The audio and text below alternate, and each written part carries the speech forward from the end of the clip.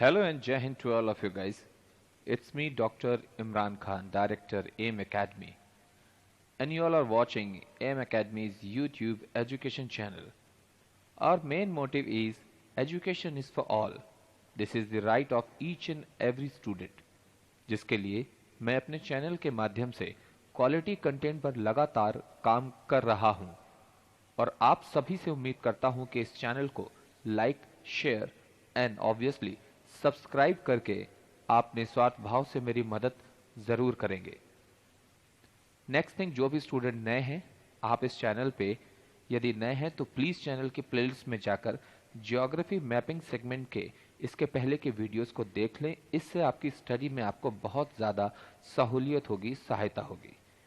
तो चलिए आज के अपने बहुत ही महत्वपूर्ण टॉपिक को हम शुरू करते हैं और वो है अंटार्कटिका।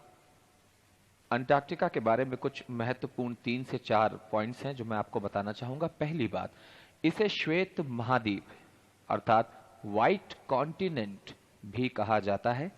इसे विज्ञान को समर्पित महाद्वीप भी कहा जाता है, जिसके पीछे कारण यह है कि लगभग दुनिया के सभी विकसित और विकासशील देशों के अपने कुछ साइंटिफिक हब यहाँ पर बनाए गए हैं, जिस पर ये नए नए प्रयोग करते रहते हैं। तो इसे विज्ञान को समर्पित महाद्वीप भी कहा जाता है। यह गतिशील महाद्वीप भी कहलाता है।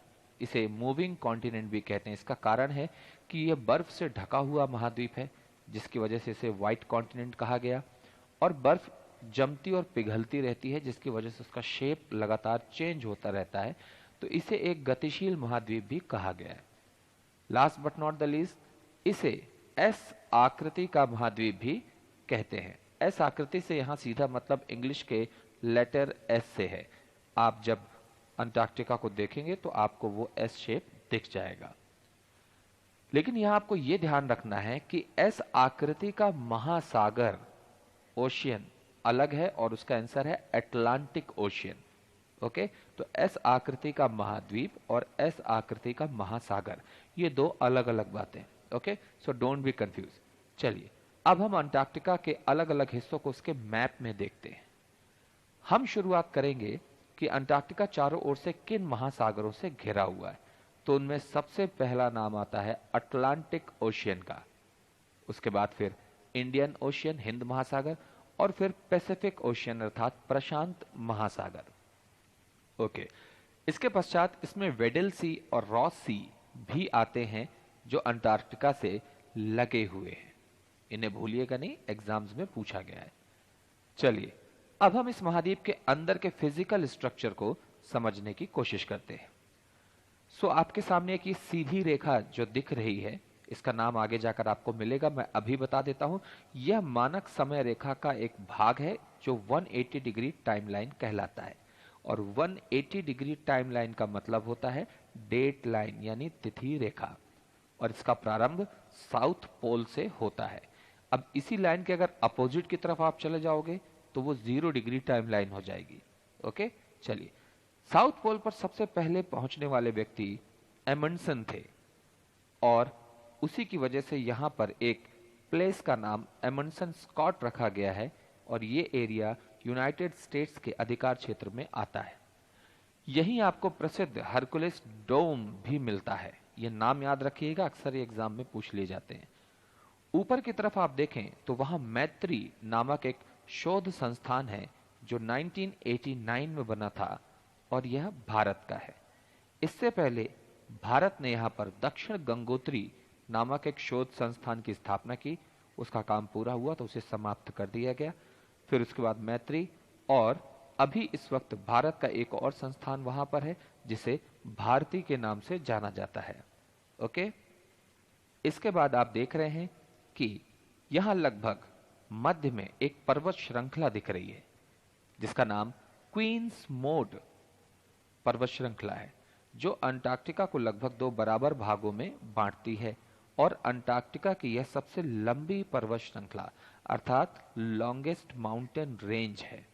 ओके, चलिए अब देखिए यहां पर विंसन मैसिव दिख रहा है। यह विंसन मैसिव जो माउंटेन है, ये क्वींस मोड की सबसे ऊंची पर्वत चोटी, the highest mountain peak of Queens Maud. तो इसके साथ साथ आप इसे highest mountain peak of whole Antarctica भी कह सकते हैं। ओके, चलिए, अंटार्कटिका में नीचे राइट साइड में आपको माउंट एरेबस दिख रहा है, जिसे बहुत सारे लोग एबर्च भी बोलते हैं। ये अंटार्कटिका का एकमात्र सक्रिय ज्वालामुखी है, यानी एक्टिव वोल्केनो। याद रखिए, केवल ऑस्ट्रेलिया ही एक ऐसा महाद्वीप है जहां एक भी वोल्केनो यानी ज्वालामुखी नहीं है, और यूरोप ही एकमात्र ऐसा महाद्वीप है जहां एक भी मरुस्थल नहीं है। इन सब चीजों को नोट करते जाइएगा। चलिए, अब ये जो राउंड सर्कल आप बीच में देख रहे हैं, ये वोस्टॉक लेक है, जिसे वोस्टॉक एरिया कहा जाता है। यह कोल्ड पोल ऑफ अंटार्कटिका कहलाता है। यहां विश्व का सबसे कम तापमान दर्ज किया गया है, -89.2 डिग्री सेल्सियस। ओके, चलिए, अब अपने लेफ्ट में आप अंटार्कटिका का पेनिनसुला देख रहे हैं। यहां अंटार्कटिका पेनिनसुला है। पेनिनसुला के बारे में मैंने आपको पहले भी बताया कि तीन तरफ से समंदर से जब भूमि का कोई एक भाग घिरा होता है तो उसे हम पेनिनसुला यानी कि प्रायद्वीप कहते हैं।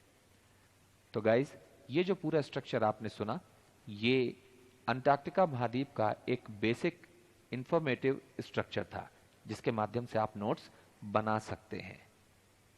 चलिए, अब इसके बाद हमेशा की तरह मेरा जो एक ही कहना होता है कि आप अपने नोट्स को सुनकर बनाइए, बनाने के बाद उसका रिवीजन करिए, उसे रिपीट करिए। जो स्ट्रक्चर्स आपको दिख रहे हैं सामने अंटार्कटिका के, उन स्ट्रक्चर्स को बनाकर उनकी प्रैक्टिस कीजिए। Practice makes man perfect always.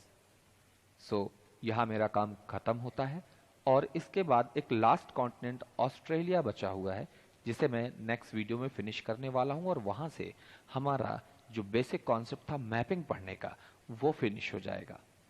तो मेरा ऐसा मानना है कि जब तक वो फिनिश हो तो आप भी उसके साथ साथ ही चीज़ों को फिनिश करिए। तो पिछले जो वीडियोस आपके रिवीजन के लिए बाकी रह गए हों, अगले 5-6 दिन के बाद मैं वो वीडियो डालूंगा, तो उससे पहले आप उसे रिवीजन करके अच्छे से समझकर फिनिश कर दीजिए। अपने टाइम का पूरा सदुपयोग करिए और अब इसी तरह से आगे बढ़ते रहिए। Take care of yourself, take care of your family and be with your family. Thank you so much. जय हिंद गाइस।